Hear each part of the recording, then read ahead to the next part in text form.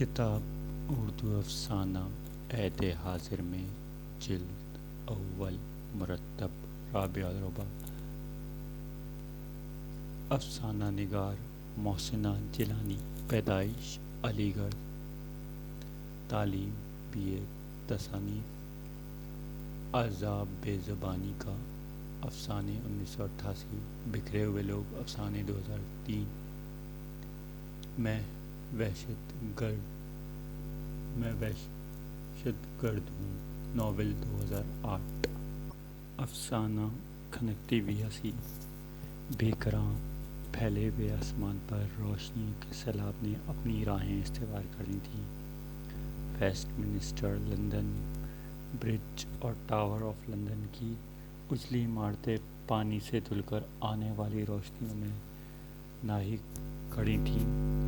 تیز روشنیوں کی تاب نہ لا کر تاروں نے آنکھیں موند لی تھیں، مگر چاند کا پیلا چہرہ ٹیمز کے عین اوپر جھکا ہوا تھا، جیسے اس کے اور پانیوں کے بیچ آ جانے والی روشنی کی چادر پر دکھی ہو گیا ہو۔ مگر آج کی رات وہ ضرورت سے زیادہ ہی خوبصورت نظر آ رہی تھی۔ اس نے شاید اپنی سب سے زیادہ خوبصورت ساڑی پہنی ہوئی تھی اور میک اپ کرنے میں بڑا اہتمام کیا تھا۔ انگلش یاسمین کے سفید گجرے بنا کر اپنے لمبے بالوں میں گوند رکھے تھے۔ آج تم بہت اچھی لگ رہی ہو، میں نے اس سے کہا تھا۔ میں جانتی ہوں، وہ مسکرا کر کہہ رہی تھی۔ روز روز تو اس قسم کی پارٹیاں نہیں ہوتی نا، اور پھر موقع ہی کب ملتا ہے۔ تم تو جانتی ہو مجھے میک اپ بھی کرنا کہاں آتا ہے۔ آفس جاؤں تو یوں اجڑی کہتا ہے اتنی ڈھیر ساری خوشبو کیوں لگاتی ہو، لپسٹک لگانے کی کیا ضرورت ہے بھلا؟ آفس جا رہی ہو یا فیشن شو میں؟ یہ مت کرو وہ مت کرو، روز روز کی مصیبت سے تنگ آ کر میں نے میک اپ کرنا ہی چھوڑ دیا۔ کسی طرح تو ذہنی سکون ملے۔ نہ جانے وہ اتنا شکی کیوں ہے، میرا اوپر اعتماد ہی نہیں کرتا۔ اور تو اور سنو گی تو حیران رہ جاؤ گی۔ کیا بھلا؟ کہتا ہے جس دن تم نے اپنے بال کٹائے بس سمجھو طلاق ہوگی، گھر مت آنا۔ ہو سکتا ہے وہ تمہارے لمبے گھنے بال بہت پسند کرتا ہو، مجھے خود بھی اپنے لمبے گھنے بال پسند ہیں، میں بھلا کیوں کٹوانے لگی؟ پھر وہ ہنسنے لگی، وہی کھنکتی ہوئی چوڑیوں کی مدھر آواز۔ دیکھو میں اوپر سے کیسی خوش ہوں، چاہے اندر سے بالکل چور چور ہو جاؤں۔ میں نے سوچ لیا ہے اپنے دکھ کی آنچ کسی تک جانے نہیں دوں گی۔ تم بہت بہادر ہو، اور میں کہہ بھی کیا سکتی ہوں۔ میں نے کہا تھا یوں تو جینے کے لیے بہت کچھ ہے، مگر کبھی زندگی سے بددل ہونے لگتی ہوں۔ وہ سمجھتا ہے نہ صرف میں اس کی ملکیت ہوں، بلکہ میری ہر چیز، کپڑے، زیور، حتیٰ کہ میری تنخواہ تک، سب کچھ کا وہی مالک ہے، اور اس کی اجازت کے بغیر میں کچھ نہیں کرنا چاہیے، یعنی اس کی مرضی کے بغیر میں سانس بھی نہیں لے سکتی۔ کبھی کبھی مجھے اس کی باتوں پر ہنسی بھی آتی ہے۔ کس قدر بچپنا ہے اس میں۔ اگر کسی گاؤں میں شادی ہو کر جاتی تو بات سمجھ میں آتی تھی، مگر یہاں تو پیدا ہوا، یہیں برمنگھم میں، یہیں کے اسکولوں کالجوں میں تعلیم پائی، اور اتنے بڑے اخبار کے لیے کام کرتا ہے۔ کتنے تعجب کی بات ہے نا۔ کہیں اکیلے جانے نہیں دیتا، اور میرا دل چاہتا ہے کبھی کبھی اکیلی رہوں، کبھی اپنے بچے کے ساتھ، کبھی بالکل تنہا۔ تم کہو گی میں بڑی عجیب ہوں، مگر کیا کروں، وہ تو ہمیشہ ذہنی اذیت ہی پہنچاتا ہے۔ اس طرح کہ طبیعت اوب جاتی ہے۔ کبھی دوسری شادی کر لینے کی دھمکیاں دیتا ہے۔ کتنی دفعہ کہا ہے کہ بابا میرا پیچھا چھوڑ دو، بس میرا بچہ مجھے دے دو، میں اسے لے کر کہیں بھی چلی جاؤں گی۔ دل چاہتا ہے وہ کہیں دور سے بول رہی تھی، دل چاہتا ہے اسے لے کر دنیا کے اس پار چلی جاؤں۔ بیرا ڈرنک لے کر ہماری طرف آ گیا تھا بیرا ڈرنک لے کر ہماری طرف آ گیا تھا اور ہم نے اورنج جوس کے گلاس اٹھا لیے۔ وہ فارن جرنلز ایسوسی ایشن کی ایک پارٹی تھی جس کا اہتمام بورڈ پر کیا گیا تھا۔ میں ان دنوں ایک اخبار میں کام کر رہی تھی۔ وہیں آفس میں میری ملاقات اندو سے ہوئی تھی۔ اسے یہاں آئے ہوئے ابھی 2 سال ہوئے تھے۔ وہ ہمیشہ کہا کرتی، اس نے رات سے شادی کا فیصلہ صحیح نہیں کیا تھا۔ ابھی ہم تھوڑی دیر پہلے فش اینڈ چپس کھائے تھے، لیمنیٹ پیا تھا، اپنے بچوں کی باتیں کی تھیں اور خالص عورتوں کے انداز میں دوسری عورتوں اور لڑکیوں کے سلیقہ و بدسلیقہ پہنے ہوئے لباسوں اور رنگوں پر تبصرے کیے تھے۔ ہم دونوں کی دوستی کا راز شاید اسی میں تھا کہ ہم دونوں کے ذوق اور پسند میں مماثلت تھی۔ اب پیلا چاند عین عرشے پہ چمک رہا تھا۔ روشنیوں میں مدغم ہو کر چاندنی نے پانی کو اپنی باہوں میں سمیٹ لیا تھا۔ میں نے ایسی خوبصورت راتیں کم دیکھی ہیں، یا صرف چاندنی میں ٹیمز کے کنارے کھڑے ہو کر دیکھی ہیں، جب ایسے فطرت کے ساتھ ساتھ رات کی مصنوعی روشنیوں کے زیور پہنے ہوئے تیز جلتے ہوئے خمخموں کی نگاہیں سیدھی فضاؤں میں پھیلنے کے بجائے آسمان کی طرف اٹھتی ہوں یا پانیوں کے دونوں کناروں سے گلے مل رہی ہوں۔ عرش پہ ساز بج رہا تھا اور لوگ مہوئے رقص تھے۔ ہمارے سامنے عرشے پہ ایک ہندوستانی مغرب زدہ لڑکی اپنے دوست کے ساتھ رقص کر رہی تھی۔ اس کا بھدا جسم بلاؤز سے جھانک رہا تھا اور سوکھی سانولی ٹانگیں اسکرٹ سے باہر نکلی عجیب انداز سے تھرک رہی تھیں۔ کوکونٹ اندو نے میری طرف جھک کر کہا اور پھر زور سے ہنس پڑی۔ وہ کھنکتی ہوئی ہنسی۔ اس کی سدا خوش نظر آنے والی عادت اود کر آئی تھی، یا وہ تھوڑی دیر کے لیے اپنے مسائل بھول گئی تھی۔ ہم لیمنیٹ پی رہے تھے اور ٹیمز کے دمکتے ہوئے پانیوں میں جھانک رہے تھے۔ ہماری کرسیاں عین کھڑکی کے پاس تھیں۔ روشنی سے بھرے جھلمل پانی کا عکس اس کے چہرے پر پڑ رہا تھا اور وہ بہت اچھی لگ رہی تھی۔ بوٹ کی رفتار تیز ہو رہی تھی، اس کے ساتھ ساتھ موسیقی بھی تیز ہو جا رہی تھی۔ بوٹ پر لگی بے شمار رنگین روشنیاں جل بجھ رہی تھیں اور رقص کرنے والوں کے قدم تیز ہو گئے تھے۔ مجھے اور اندو کو رقص کرنے سے کوئی دلچسپی نہ تھی۔ ہم تو عرشہ پر بیٹھ کر صرف بات کرنا چاہتے تھے اور ٹیمز کی لہروں میں روشنیوں کو پھنسا ہوا دیکھ کر بچوں کی طرح خوش ہو رہے تھے کہ اچانک اندو کے چہرے پر ایک رنگ آیا۔ اس کی نگاہیں عرشہ کے مغربی کونے پر جا اٹک گئیں۔ ہپوکریٹ، قدرے جھنجھلا کر بولی۔ میں نے ایک دم مڑ کر اس سمت دیکھا جہاں اندو کی نظریں جا کر ٹھہری تھیں۔ راج ایک لڑکی کے ساتھ مہور رقص تھا، دنیا سے بے خبر، سنہرے بالوں میں منہ چھپائے، آنکھیں بند۔ نہ جانے کون سی دنیا میں تھا وہ۔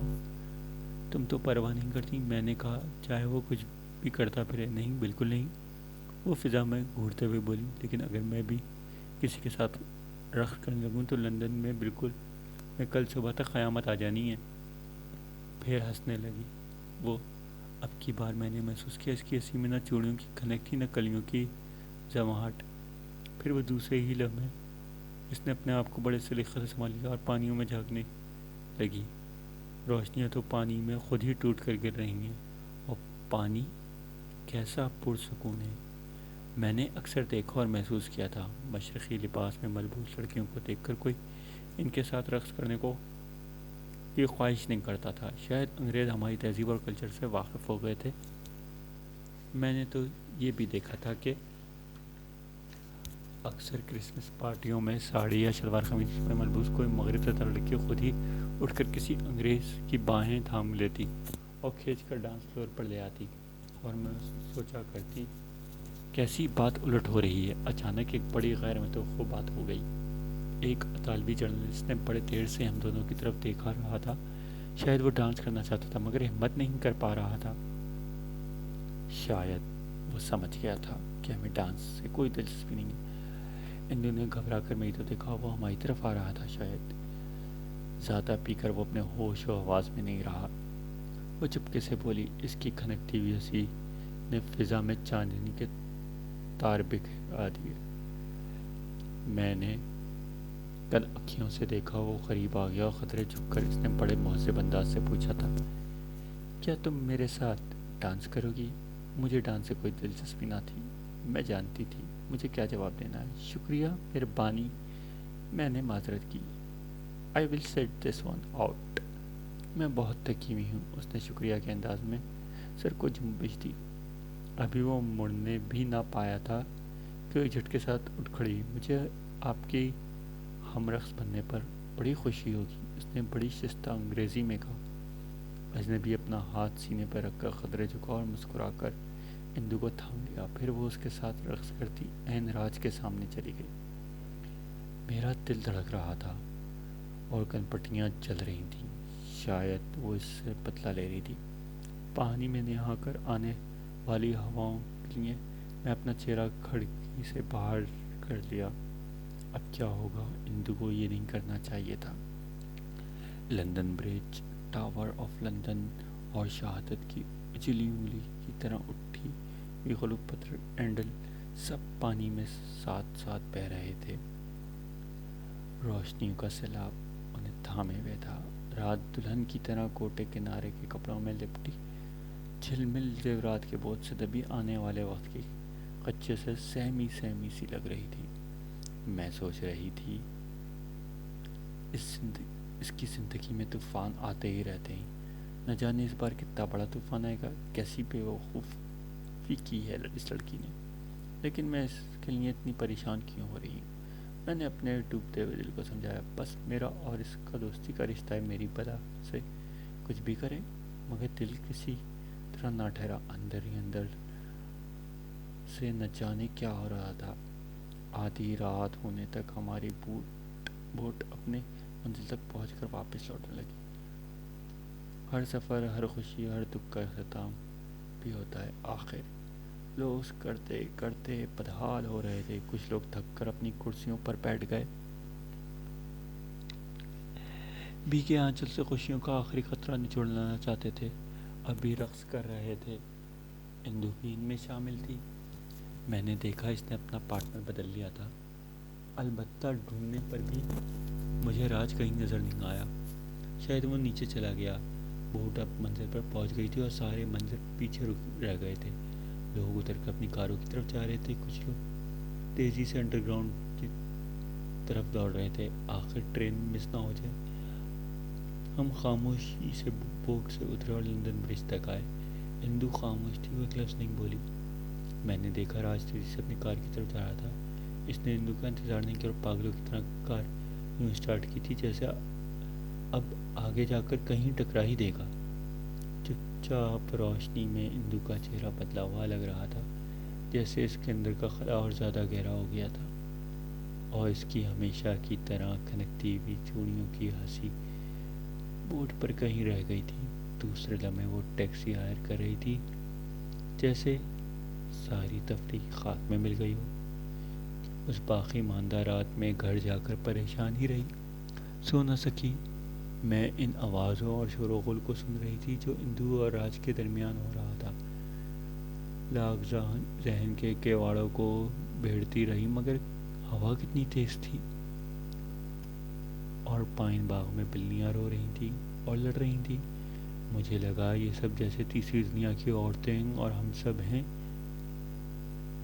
یہ سب رو رہی ہیں۔ کتنی صدیاں گزر گئیں، آسمان پر کتنے تارے ٹوٹ کر نکلے ہیں، اور سب کے سب آنسو بن گئے ہیں، سفید چمکتے ہوئے۔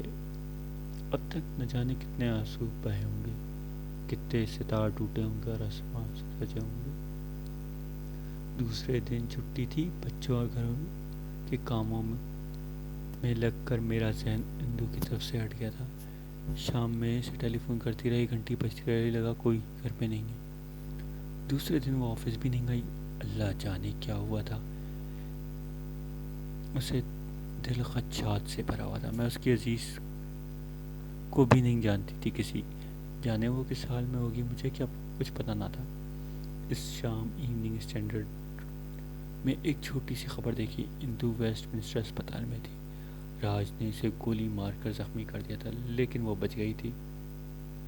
میں نے سارے کام چھوڑے، تقریباً بھاگتے دوڑتے ٹرین ٹیوب اور بسوں کا سفر کرتی ویسٹ منسٹر اسپتال پہنچ گئی۔ اسپتال کے سامنے والے پھولوں کی ایک چھوٹی سی دکان سے میں نے اس کے لیے گلاب خریدے۔ نہ جانے وہ کیسی ہوگی، بچے گی یا نہیں، اس کا بیٹا، اس کا کیا ہوگا۔ کمرے میں قدم رکھتے ہی وہ مجھے سامنے والے پلنگ پر لیٹی نظر آئی۔ میں حیران ہو کر اسے دیکھ رہی تھی۔ یقیناً ایک معجزہ ہے، وہ گلاب کی پتی کی طرح تر و تازہ لگ رہی تھی۔ شانے پر پٹی بندھی تھی اور سارا کمرہ پھولوں سے بھرا ہوا تھا۔ مجھے دیکھ کر وہ ہنسی اور تکیوں کے سہارے سے اٹھ کر بیٹھ گئی۔ وہی کلائی میں چھنکتی ہوئی کانچ کی چوڑیوں کی کھنک، نہ جانے خون کی اتنی بوتلیں چڑھا کر انہوں نے مجھے بچا لیا۔ وہ بتا رہی تھی، یہ سب تمہارا کرا دھرا ہے۔ میں نے کہا تھا، میں تو سمجھی، میں نے اپنا جملہ ادھورا چھوڑ دیا تھا۔ تم سمجھی کہ میں مر جاؤں گی، یہی نا؟ پھر وہ ہنسی۔ اطمینان رکھو، میں مروں گی نہیں۔ تم یہ پھول لکھ رہی ہو اتنے کہ ان کے لیے کمرے میں جگہ نہیں۔ یہ سارے تحفے میرے بچے کے لیے، بے شمار کھلونے، سب کن لوگوں نے بھیجے ہیں۔ میں تو انہیں جانتی بھی نہیں، وہ سب میرے کون ہیں۔ اس رشتے سے پہلے کبھی واقف نہ تھی۔ میں اس کے پیچھے اس لیے بھاگ رہی تھی کہ سمجھی تھی میری خوشیاں اس کے دامن سے بندھی ہیں۔ یہ تو میرے اندر موجود تھیں، خزانے کی طرح میرے اندر چھپی تھیں۔ سو ہاتھ بڑھا کر میں نے انہیں لے لیا۔ وہ کھڑکی سے باہر خلا میں گھورتی رہی، پھر ایک دم اس کی پیر زمین پر آ گئے۔ میں ابھی مرنا نہیں چاہتی، وہ بڑے سکون کے انداز میں اس سے کہہ رہی تھی۔ میرا بچہ بہت چھوٹا ہے نا؟